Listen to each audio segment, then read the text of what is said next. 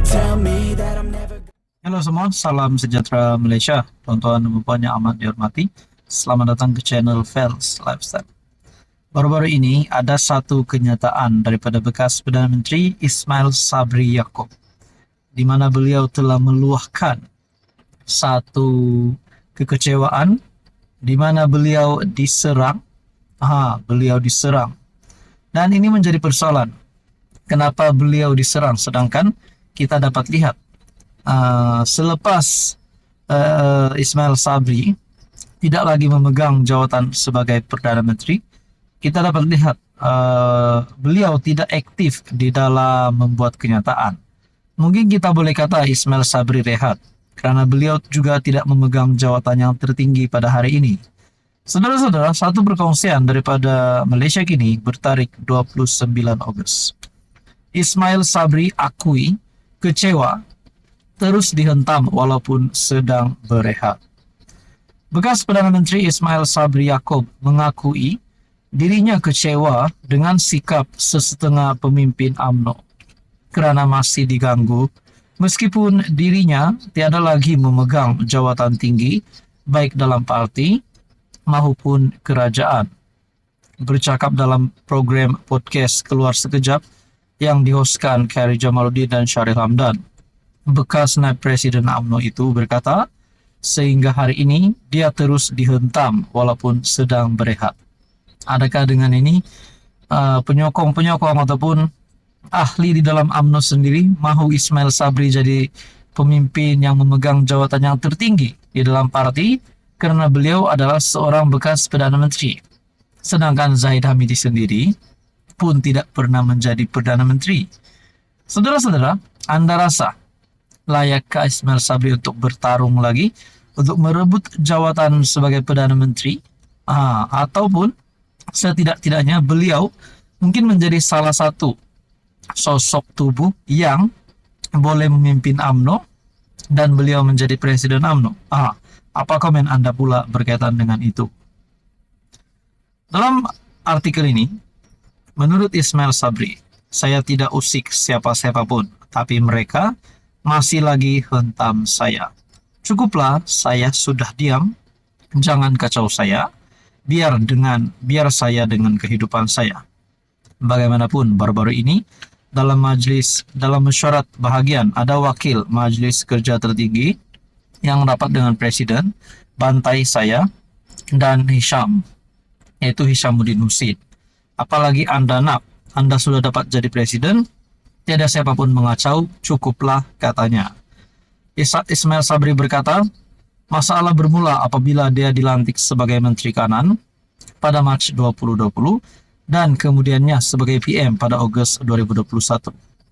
Apa yang menarik perhatian saya adalah dalam kenyataan ini, apalagi anda sudah dapat jadi presiden, tiada siapapun mengacau, cukuplah, katanya. Adakah kenyataan ini ditujukan kepada Zahid Hamidi yang sebagai Presiden UMNO hari ini?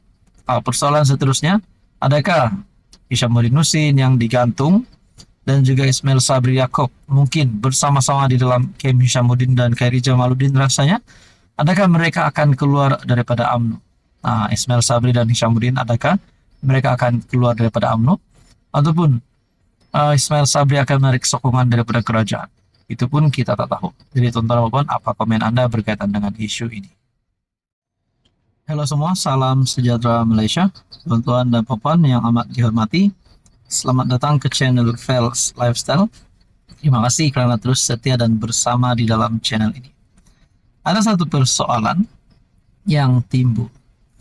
Selama Najib Razak berada di penjara Kajang, adakah beliau mempunyai niat untuk dibebaskan?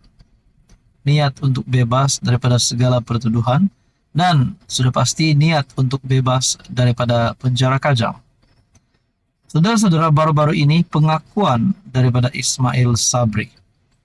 Sudah lama tak dengar kenyataan daripada bekas Perdana Menteri Ismail Sabri Yaakob. Terkini daripada Malaysia Kini bertarikh 29 Ogos. Najib hanya minta perbicaraan adil, bukan dibebaskan, kata Ismail Sabri. Benarkah, adakah Najib memang hanya mahu meminta perbicaraan yang adil semata-mata dan beliau tidak mahu bebas?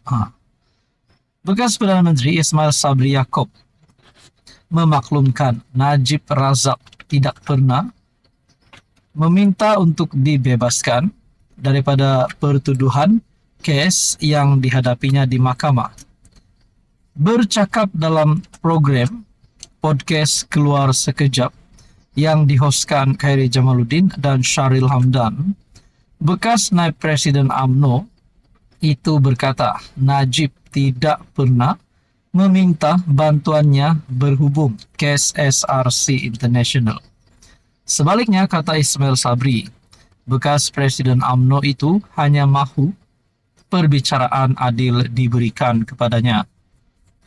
Ramai orang luar tidak tahu bahwa Najib ketika jumpa saya, dia tidak minta dibebaskan. Dia hormat kepada mahkamah, katanya. Najib dipenjarakan selepas Mahkamah Persekutuan mengekalkan sabitan dan hukuman ketika pentadbiran Ismail Sabri Yaakob pada Ogos 2022 yang mencetuskan kemarahan penyokong bosku itu. Mengulas lanjut, Ismail Sabri berkata, kerajaan tidak campur tangan urusan mahkamah karena ia boleh menjejaskan kemasukan pelaburan asing ke negara ini. Kalau mahkamah kita boleh masuk campur, bagaimana persepsi luar? Kononnya mahkamah kita boleh disusun, jadi tak ada sesiapa akan datang melabur di negara kita. Pelabur kalau ditipu kemana mereka nak hadapkan pesalah, sebab mahkamah Malaysia tidak boleh pakai. Kita bergantung kepada pelaburan langsung asing FDI. Kalau mahkamah dikawal kerajaan, tak ada sesiapa akan percaya kepada kita. Bagi saya dengan Najib, kita bagi perbicaraan yang adil. Orang kata saya masukkan dia dalam penjara. Tak betul.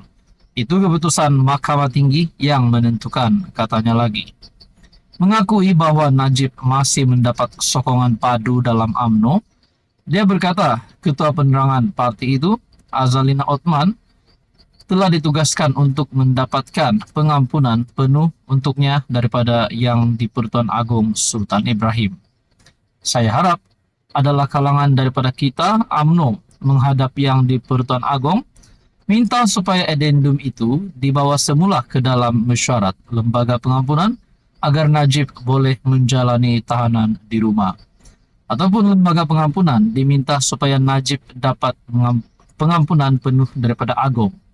Kalau kes masih di mahkamah, dari Mahkamah Tinggi hingga peringkat seterusnya, ada 9 hakim, tak mudah. Saya harap boleh buat sesuatu.